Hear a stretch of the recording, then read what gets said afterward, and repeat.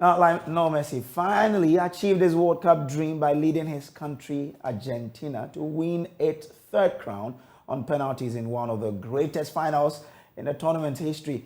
Argentina won the shootout 4-2 after a spectacular game which developed into the much anticipated confrontation between the 35-year-old maestro Messi and his France opposite number Kylian Mbappe, the youngster the world expects to become the next great.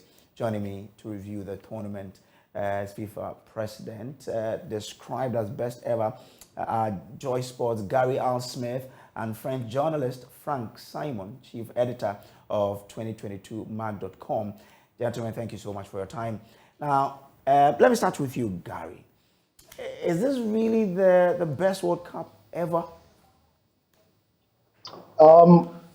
As the royal family famously said earlier this year, recollections may vary about which is the greatest World Cup. But I mean, certainly in my lifetime, I don't think that there has been a World Cup as good as this one for many, many reasons. For starting with the bastardization of the World Cup itself, how it was, hailed as one that was built on the death of so many people, to the organization that Qatar put off, the show that they have put on, the detail that they have put on, the uniqueness of this World Cup, Samuel, because remember, no country has hosted a World Cup in literally one city with 8 stadia with this level of organization ever before.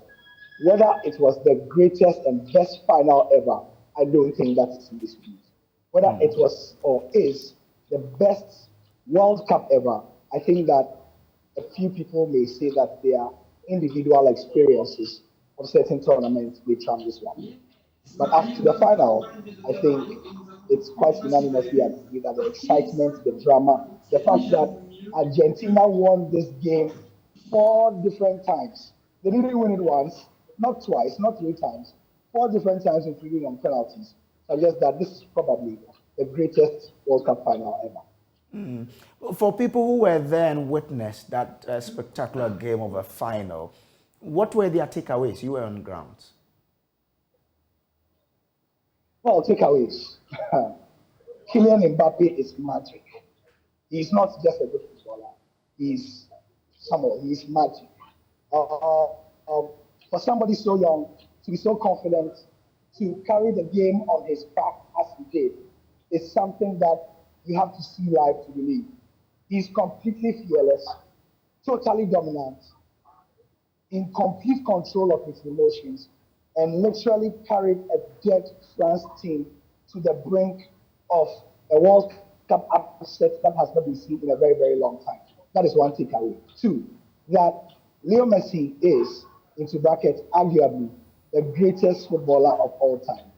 This morning, there was a vibrant show on the Joy SMS about the fact that, yes, nobody can dispute that in this generation, there's nobody better than him.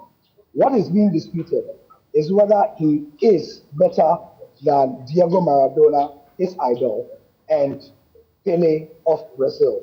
And there are people who would have very cogent reason, I have to believe, that Leo Messi is arguably the greatest footballer we have ever seen on this earth. Okay. So that's the second thing. Okay, you said takeaways. So these are the 2 main takeaways. I'm sure there were other things as well. Okay. Let me bring in Simon at this point. Simon, the West in quote had a lot to say about this particular World Cup. Some even had to stay off because they believe that a country that had so much negativity in terms of human rights was given the right to host this tournament. But with what we've seen, has anything changed? Morning, morning everyone. Morning Ghana. It's difficult to say things because I'm not on the field. I'm not in the country where the World Cup was held. So I just have to trust the reports of my colleagues, my fellow colleagues from every continent, not only French or Europeans, but also African brothers. What I can sense is that this competition that was organized for the first time on the Arabic soil in Qatar was just a great event. You had, for the first time in the history, you had all the stadiums within one town, maybe except one stadium, yeah. and everything was done so that the tournament would be a fair, a great football party. So I think, of course, you cannot wash away what has been said and about the human rights, and we know that the conditions of the workers there is very complicated, to say the least, especially for the foreigners, African people, Asian people who have been working on a daily basis, who have been living in this country on a daily basis. But we also heard Qatari people who said, and Qatari officials who said, we are not perfect. We understand the critics, but still we try to improve ourselves. We try to improve our society, blah blah blah. So what I just want to keep in mind, what I just want to retain is the fact that it has been a great event. People were calling for boycott, but in my country, in France, there have been records, millions of people watching television for every kind of game involving African countries or South American or even France. So people was just watching the games. They didn't follow this word of this call for boycott, and it's good because it has been like for a month. It has been a world fiesta. Okay. It's supposed to bring the people, not to separate them. For you, I mean, we've all agreed, Gary even agreed, and a lot of people agree that the finals really lived up to its billing. What do you make of the final itself? Because you had your country in the final. That's a good question, yeah. I thought the game has been one of the best finals ever played, if not the best. I thought it was finished after 75 minutes. I thought that it was wrapped, that Argentina has pocketed the cup, and rightly so, because they were just playing good football, if how do we say, with efficiency, and the French were so inoffensive, and but some tactical changes and substitution made by the French coach Didier Deschamps changed totally the game, and suddenly it became so spectacular and enjoyable, not only for the French, but I think for everyone. I'm sure that you really enjoyed the game, because when Mbappe scored the 2-1 penalty, then suddenly it gives hope, to the people supporting France, and the game started to be like a mad game, and yeah, it was fantastic despite the final result for the French, but still we really enjoyed it. Yeah, it was fantastic.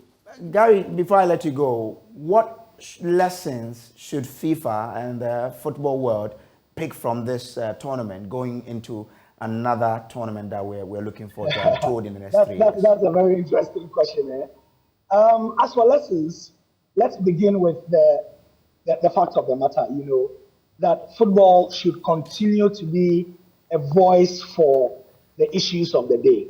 That things like human rights abuses, things like conditions of service should not be washed under the carpet because we all want a month of beautiful football. And I think that in that regard, the world and the media have done a good job of going on about it and highlighting it. However, the other lesson, and I think Frank will agree with me, is that particularly in this modern day, none of the big powers that can host a World Cup is without sin or without blemish or without stain.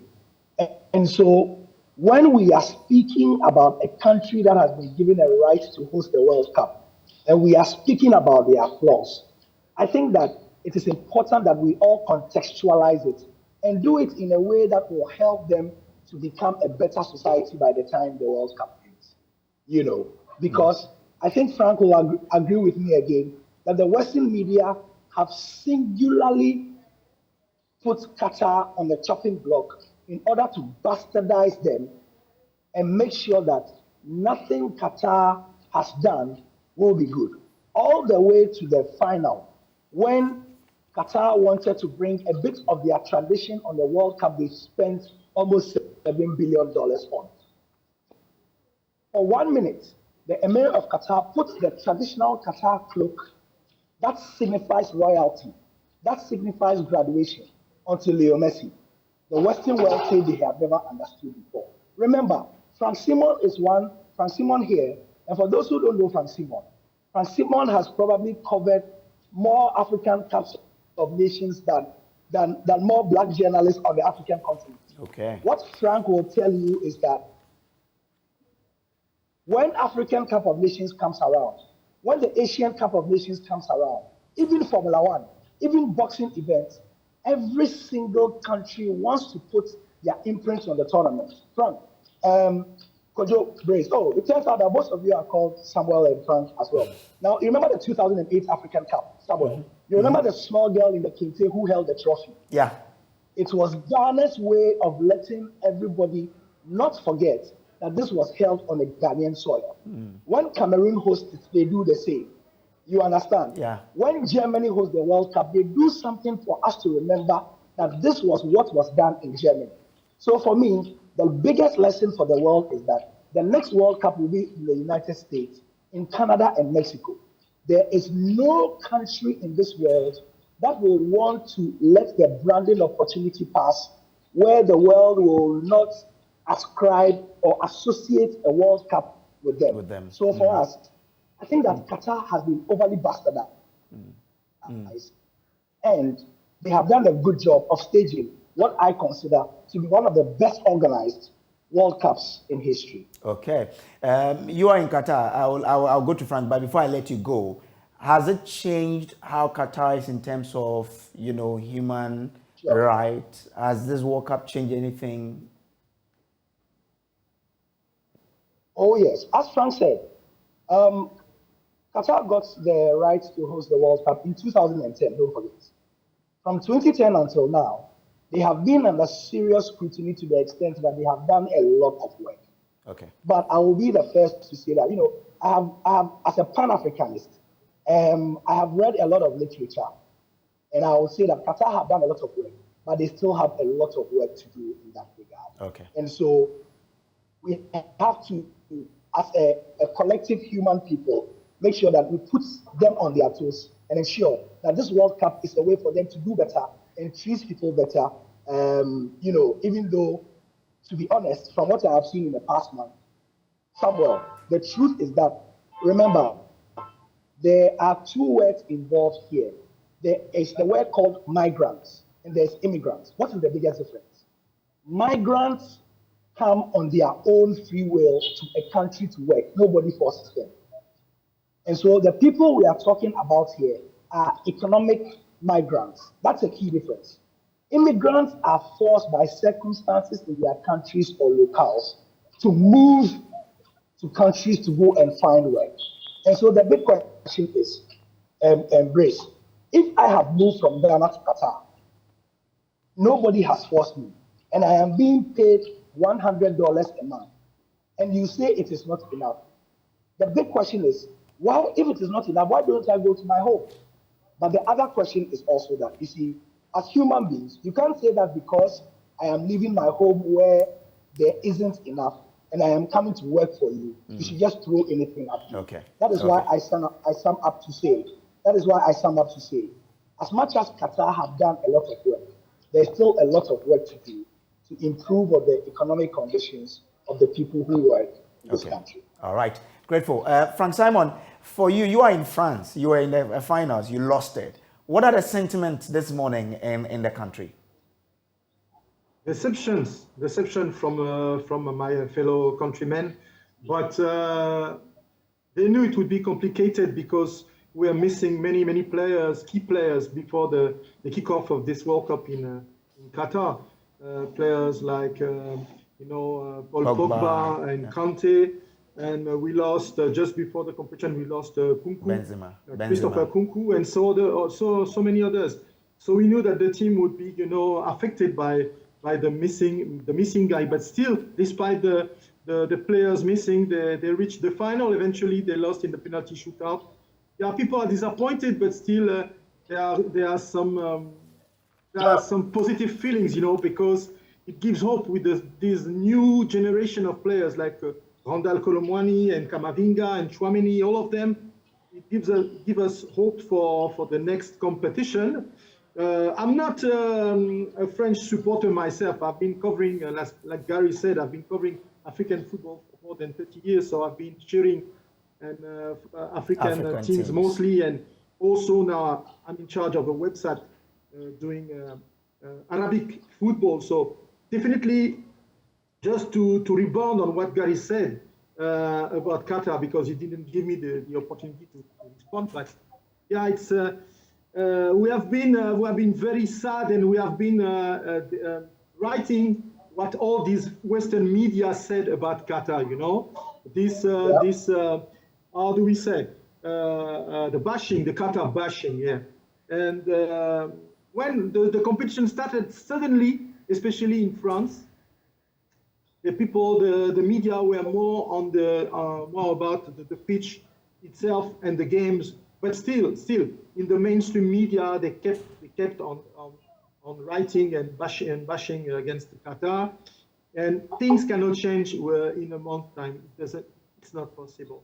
But still, I think people in my country, especially, I'm sure they want to go back to Qatar in a few years from now, just to witness if things change on these important questions that are human rights, for instance, and all the key questions about the society.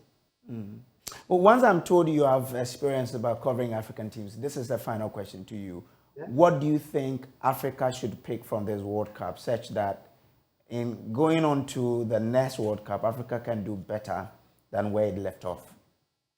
Better would mean to reach the final. First reach the final, but just be inspired by Morocco, because they did almost everything well, despite all the injuries and the fatigue. There will be at least 9 representatives of African football in the next competition. So we hope that with these 9 teams, 4 or 5 of them will go in the second round, maybe more, and 2 or 3 of them can reach the quarterfinal and have a big impact. Just get inspired by what Morocco Lions of Atlas did. They showed African football the proper way, the proper path, right example. They didn't say anything before the competition, and I can witness, because I've been working inside the national team. From September to November, I was close to the organizing company, working with them. So I can tell you, they never talk about any aim, any goal, like reaching the semifinal. Never. They just wanted to work. They had a new coach, but then suddenly when the competition comes, they give their best. There's no problem of money. There's no problem of, in the camp, nothing like that. And I'm sure that Morocco has brought a fantastic example for the rest of Africa. They just inspired all of us, all of the African countries. So next time will be the final and possibly a win. Yeah, Grace, if I may just sign up on the African bit as well. Okay, Gary, please do. As Simon will tell you, briefly, this is the most successful African World Cup ever. This is the first time African countries have won at least 1 game each in the World Cup. This is the first time African countries have played this kind of football in the World Cup. Okay. This is the first time that we've had this kind of transitions in the World Cup. For me, if you look at all the 5 African teams, even Cameroon, who disappointed a bit, there's so much to be hopeful for. And I'm incredibly excited about what is going to happen when we have 9 representatives. Okay. It's a good time to be an African football fan and journalist, and we can only go up from here. Yeah. Gary, I'm told Ghana has moved to the 24th best team in this. Is that it? Can you confirm for me? Yeah. So if you rank the teams, there are 32 teams. If you rank the teams by points and by performances, it was the 24th best team. Okay. All right then. Okay. Okay. Thank you very much, Gary Al Smith and Frank Simon, for that, Sure. there. So those are 2 journalists. Gary Al Smith is an editor at Joy Sports here, and Frank is the editor in charge of the 2022mag.com. Well, to other stories now, the government has announced the suspension of all debt service payment under certain categories of external debt pending an orderly restructuring of the affected obligations. The suspension will include a payment on Eurobonds, commercial term loans, and on most bilateral debt. The government announced a debt restructuring program as a condition to secure $3 billion from the IMF in a bailout support. My colleague George Weafe of Joy Business has details of this suspension, and he is with me in studio. George, tell us about the suspension of payment under the certain categories of external debt. Just a little background. You remember that earlier on, or maybe just earlier this month, the government announced that it is embarking on what they call the debt exchange program for domestic bondholders. Now, before this announcement, we understand that there had been some engagement behind the scenes, engaging these external bondholders on what government is going to do with respect to their own set of package as to whether there will be a debt exchange program or a debt cancellation and all those things. But before that actually takes place, government is saying that they are freezing the interest payments on all these external bondholders as more of a relief before they come to the actual structure in terms of what is going to happen to them. So this is the first part of a series of actions that will be taken on those external investors or external institutions that are holding government bonds. And this is part of... So before, but if you're having a freeze, do I take it that they've had an agreement with the people to say that we agree freeze? There's some informal engagement that has gone on that has led to this announcement. Before this, they had an external international asset management firms that was actually engaging the solicitors of all these institutional bondholders outside the country. So if I should make an intelligent guess or a hazard guess, it appears that has been done before this announcement is coming out. And also this is part of a broader program announcement or program engagement that is supposed to take place that before that staff level agreement. But that didn't come. So it appears that there's work in continuum. And if you look at the IMF program, the critical thing that it's trying to do is to deal with our debt situation. So if this one goes through and you look at our debt numbers and how much government is servicing on debts alone, that will give government some relief, and they'll be able to use those savings that they are making to carry out other infrastructure projects. And also what this is also going to do, if it works out finally that they are freezing or also doing a similar debt exchange for these external bondholders. Now, it will again convince other investors who want to engage government when it comes to investing in government securities that government now has the space, and therefore that external inflow that we are looking forward to is going to come. Does this have any implication on domestic debt? No, this is just separate for the external bondholders, and they are going to have their own kind of exchange program, let me put that in quote, that government is going to roll out. But for this freeze, it doesn't affect multilateral institutions like the World Bank and the IMF, but these are, it looks like it's targeting those institutional bondholders who bought into the Euro bonds and those who also bought into our local bonds and all the rest. That is what is going to affect it. All these things, government is saying that by the year 2028, you should be able to have brought your debt stock down to almost about 55%. So all these things, and the negotiations hasn't been smooth. I mean, it's been a tough one engaging these offshore investors about this. But having come out with this announcement, we understand that there have been some preliminary arrangements or deals reached with these institutional investors. That is why this announcement has come. Interesting. But stay with me a bit longer because the President Akufo-Addo says the appreciation of the cedi against all major trading currencies is a result of deliberate policy interventions introduced by government over the last few months. The measures, he says, include tightening of cedi liquidity resulting in the offloading of forex as a store of value by speculators, the improvement of forex flows from remittances and the mining sector, and the reaching of a staff-level agreement with the IMF for a $3 billion package. The president is optimistic that cedi will further appreciate. Now listen to the president make this statement.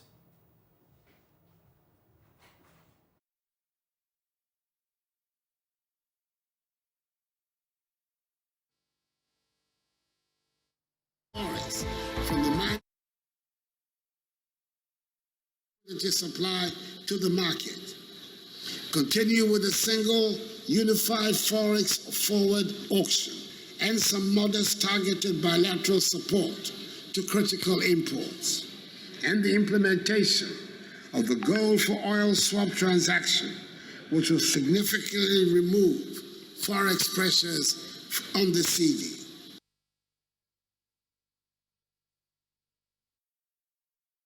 Meanwhile, Bank of Ghana has attributed the city's recent gains to a new set of monetary measures it has instituted. According to the Director of Financial Markets at the Bank of Ghana, Stephen Opata, the city's performance can be linked to the BOG's decision to restrict foreign exchange support to some essential commodities like petroleum product as well as medical and pharmaceutical product. He says the city's gains can also be attributed to the prudent management of liquidity in the financial system. George Weafe is still with me in studio. George, help us understand what the role these measures played in bringing the city to appreciate. And before I get to those fine details, I mean that the whole Cedi dynamics or the current gain, the sustained gain, is a purely demand and supply thing.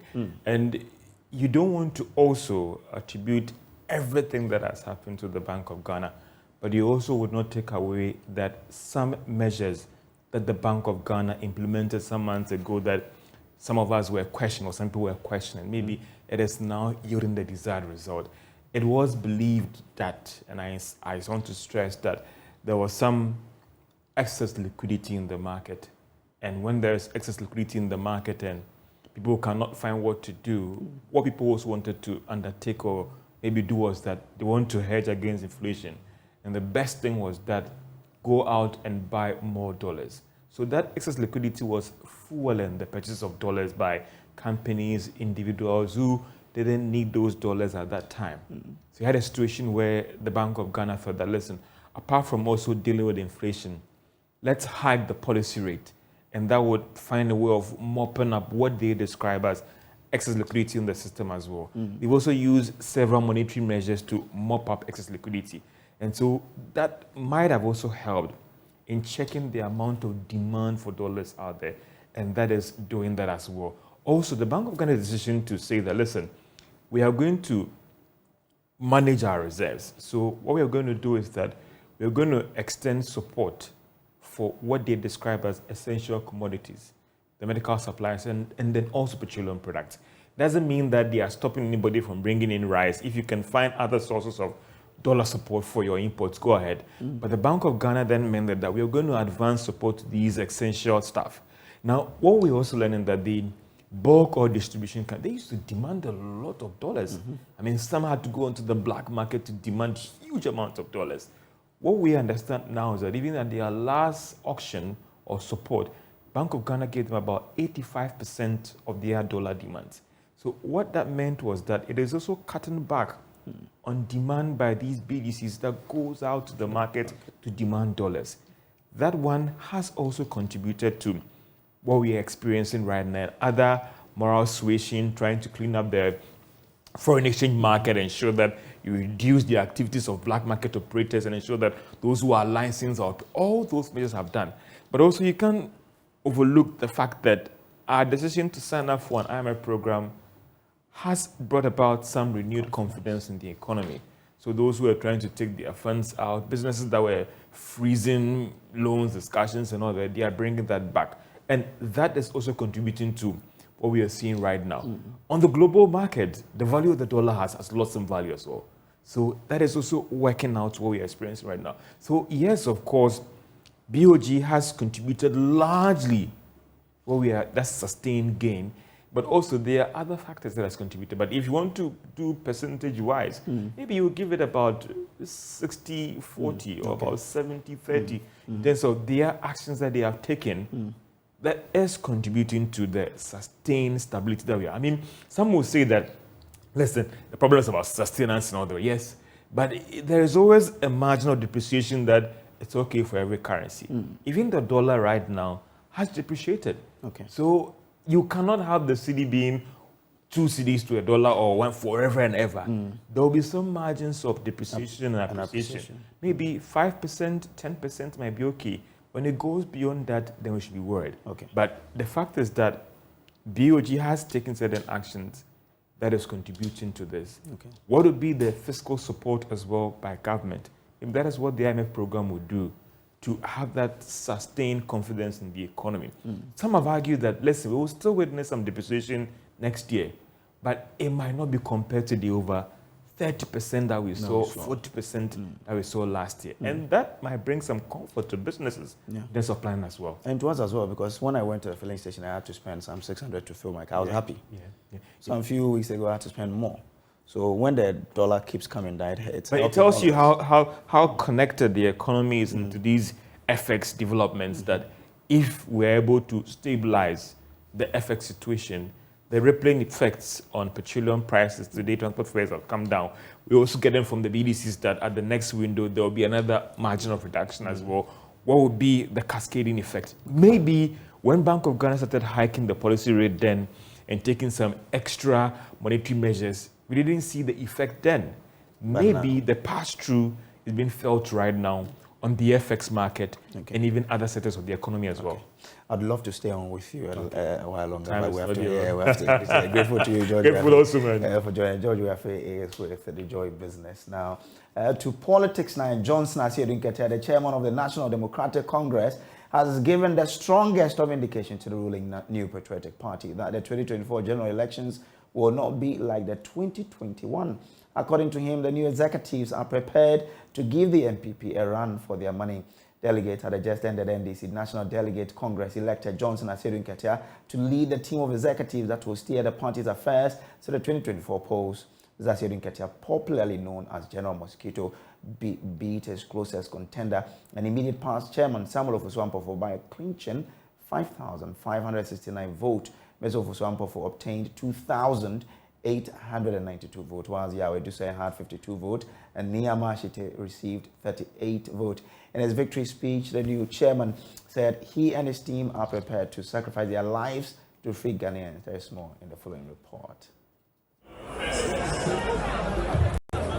The main event started with speeches from the leadership of the NDC to about 9,000 delegates gathered at the Accra Sports Stadium. It was clear from the start that candidates had discarded the bitter rivalry that characterized campaigns in the build-up to the election. Samuel Ofosu-Ampofo hit heavily on unity among members. A snake that you can see does not bite. We can see ourselves as NDC members, so we cannot and must not bite one another. I guess what the proverb forgot to add is that a mosquito that you can see can also not bite. Fellow party members, where there is love, there is no darkness. So our elder says, and how true a statement it is, we should focus on our collective good by extension of good, the good of Ghana. Johnson Asiedu Nketia, in his submission, failed to address his controversial viral tape about his party going to court on the 2020 elections without figures. Instead, he sang the praises of his party and ended by apologizing to people he may have offended as General Secretary. Let me say a word of farewell to you as I step down today as your General Secretary, having served in that position for the past 17 years. I want to thank you for your cooperation, and I want to thank everybody. Those who have offended, may the Lord touch your heart to forgive me. Well, former President John Dramani Mahama reiterated his unbiased stance towards candidates, stating clearly he didn't have any favorites. I wish also at this juncture to repeat my position of neutrality in the various contests. Let me say again that I do not have any preferred candidate for any position, and I urge all delegates to vote based on your own appreciation of the messages of aspirants and their conviction about their capacity to work in the larger interests of the party. After long hours of voting, a major surprise emerged. Former Propaganda Secretary Fifi Fiavi Kwete came up tops against incumbent Deputy General Secretary Peter Boama Otukuno and Elvis Efriye Ankra. But will he return the NDC to IPAC? Oh, I mean, I would say that as a party, we clearly must leave every option on the table. We should be able to understand that the fact that we have had one way of doing it does not always mean the same way must continue. So I would say all options must remain on the table, but it's a decision we must collectively come to, not just in terms of the functional executive of the party, but the broader political leadership of the party. I would think that the options must remain very open. Candidate number 2, Fifi Fiavi Kwete. And at the crowning moment, Johnson Esiedun Ketia is named chairman of the party. We are prepared to sacrifice everything, and I mean everything, including our lives, to make sure that this country is delivered. Delegates are hopeful this new team for the NDC will win the 2024 election.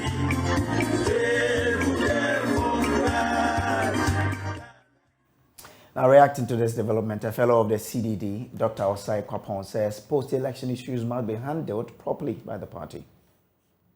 Called to quote-unquote judge, but at least on the back of Cape Coast and then now on the back of the success of Accra, I would hope that post these two major election events, that they are going to forge ahead, given the messages that are coming out from party leadership, you know, those who won, those who didn't win, that they really, there's a strong recognition that they don't have a choice but to go into this united. Yes, every so often, post-election tensions might simmer on, but I always say that for political parties, the key is always how you manage these post-election issues, right? If you are able to manage it well where they don't continue to fester and they don't continue to become issues, it puts you in a much stronger position. Has the NDC successfully done that? Well, they just finished, right? I mean, today is Monday, it's just Saturday, right? So I think from now till,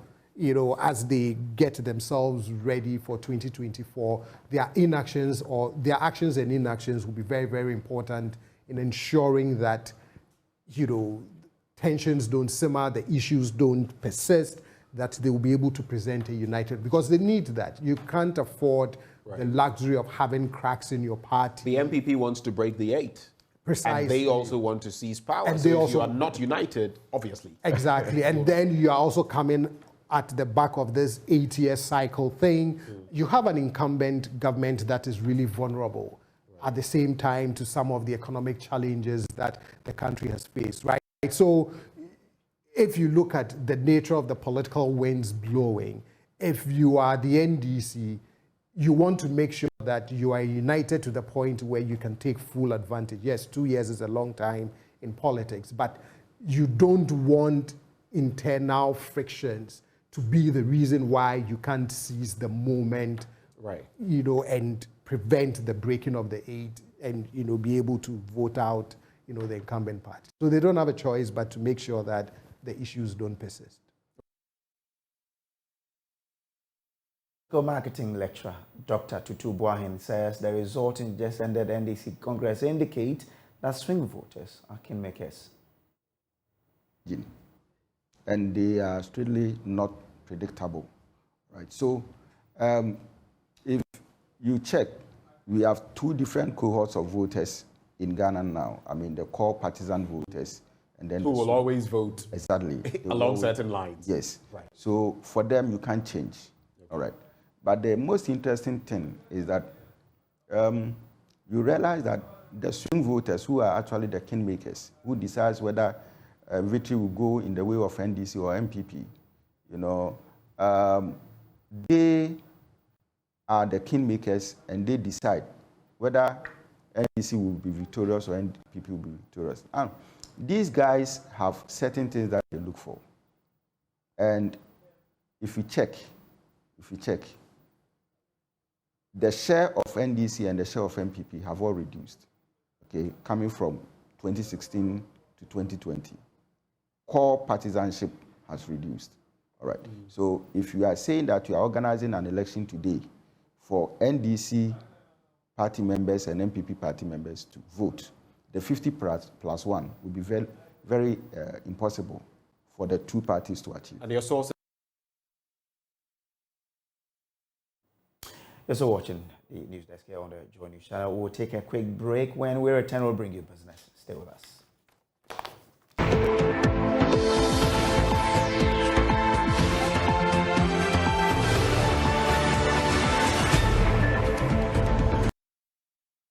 Hello, welcome to Business. My name is Darrell Kwao. The Association of Rural Banks, Ghana, has appealed to government to help retrieve funds of members locked up during the financial sector cleanup.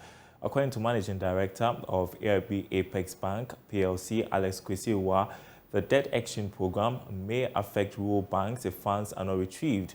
Speaking to Joy Business, he said funds in excess of 450 million cedis will unleash the full potential of the rural banking sector to support the nation's economic growth. Mr. Watt said all engagement they've had with the relevant stakeholders to retrieve the locked up funds have not yielded any positive result. According to him, the situation will be dire with the debt exchange program. Not yet. We've not gotten feedback.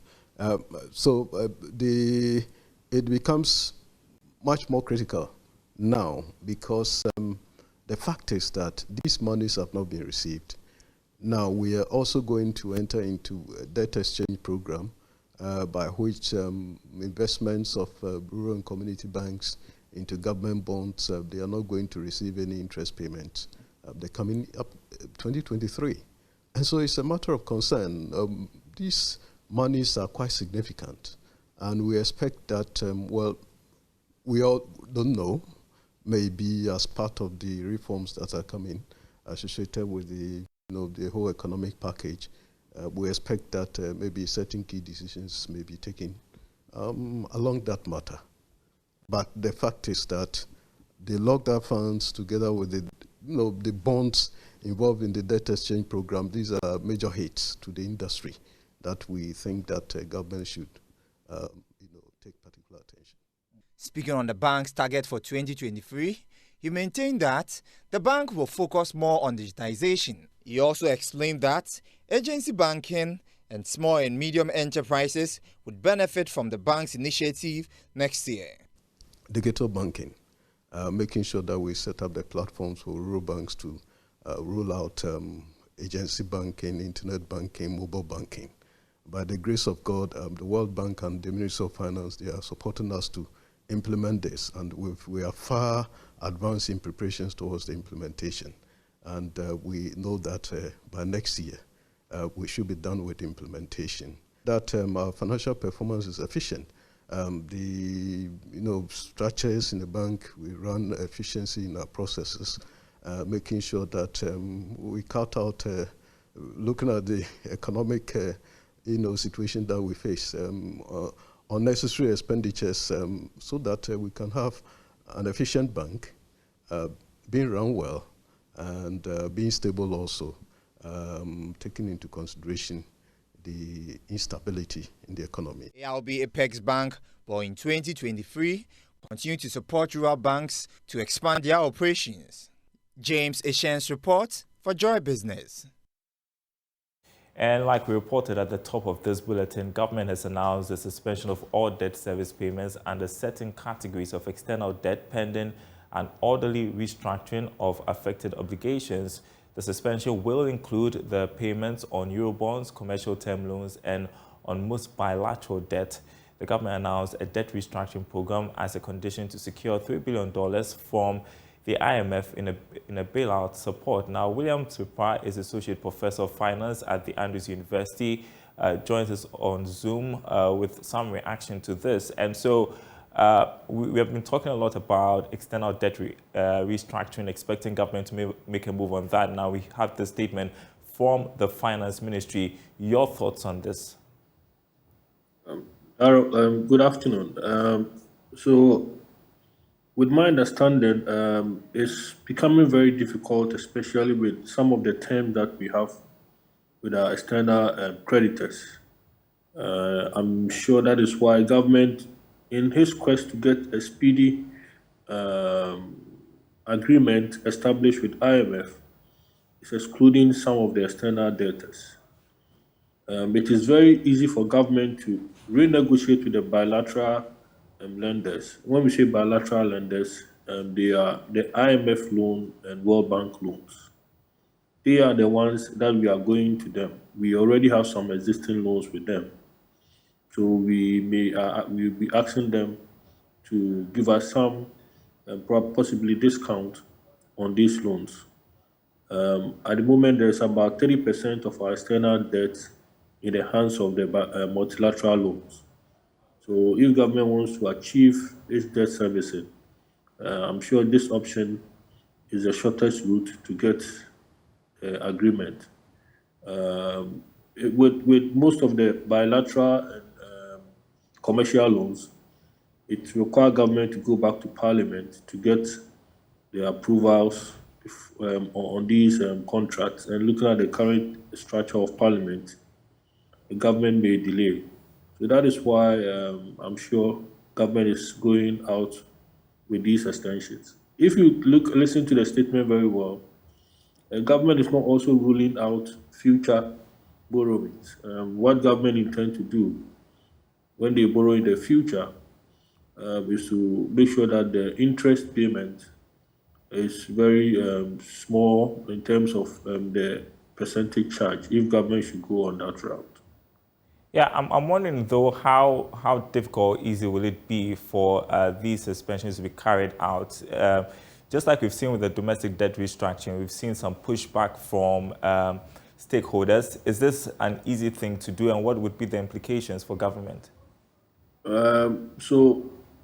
If especially with the our creditors, those domestic debt, sometimes with these pushbacks, because we are Ghanaians and the sentiment, government may appeal to the conscience for people to accept. But when it comes to external debtors, it requires a lot of negotiation. And sometimes it takes a lot of time for them to give in into what government wants to do. That is why government may have classified some debtors in the external debt category, noting that especially with the Eurobonds, if government wants to get a haircut on them, a lot of negotiations must go on. Sit down with anybody who have purchased a government Eurobond for them to agree and then possibly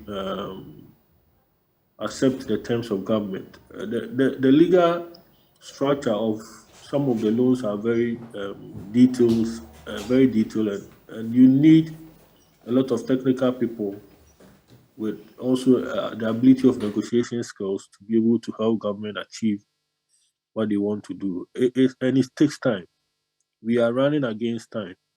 If we don't take care, the gains that we have received on the strengthening of the Cedi will be eroded, especially with this particular news.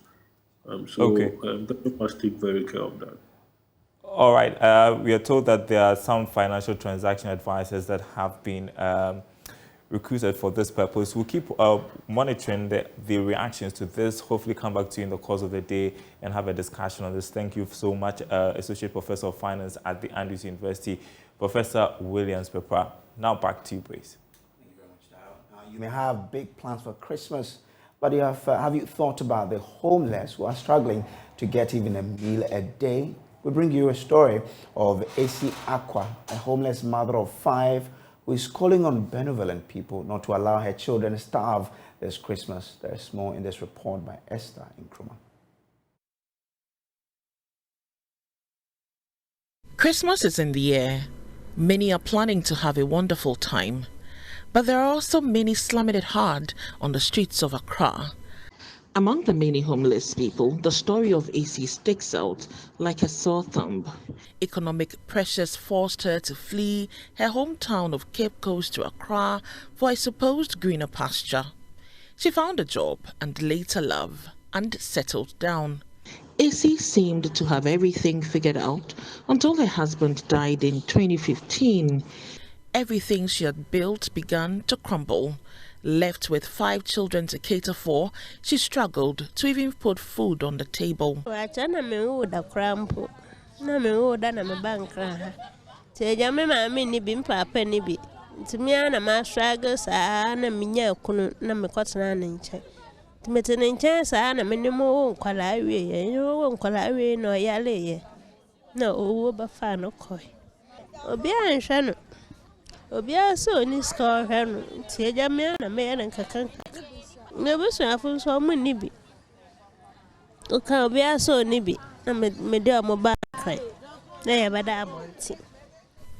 Unable to pay her rent, she started living on the streets of Accra.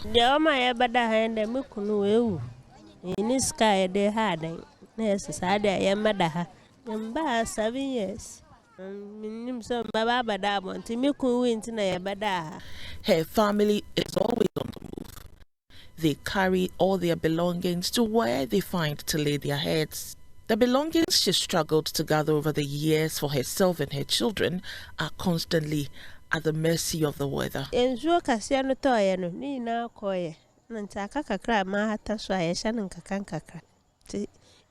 can't cook right. You see, and yes, and kakakra, and more squatter. Squatter and crowd in Sudico, and so Jaya Quafana, you see, and almost I shall coscu. Yan and Sudoco, Yan and Sudoco. Yan to Monsieur and Cassa, any baby I could be. Hey, Nayada. She's saddened by the constant illness of her children as a result of their living condition. Don't worry, I'm away. You see, I'm a pimples on Qua Marius. Penny Kaka, no, my you away in the back on the soil, back on the so, or by Wabaka on the soil. Her son Godfred, a 15-year-old and a student, has to take up menial jobs after school to support the family. After school, I went to sell for somebody. If it closed, sometimes he will give me 5 Cedi or 8 Cedi, and I'll come and give it to my mother. He also shared his difficulties with studying on the streets after school. If I come back from school, I'll take my book and learn. I'll learn here at the light, where the light is. If I'm learning, if the rain is coming, I have to stand up and go to market. And I'll go and sit, and I'll find some place to sit and learn. AC is begging Ghanaians to help her family have a decent Christmas and also help put a roof over her children's head.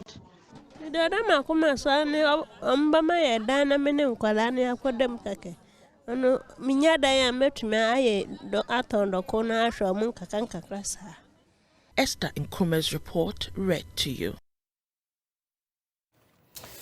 Well, and I hope that it touches you enough to help this family this Christmas. That's how we wrap up this bulletin. There's more on myjoyonline.com. My name is Samuel Kojo. Praise.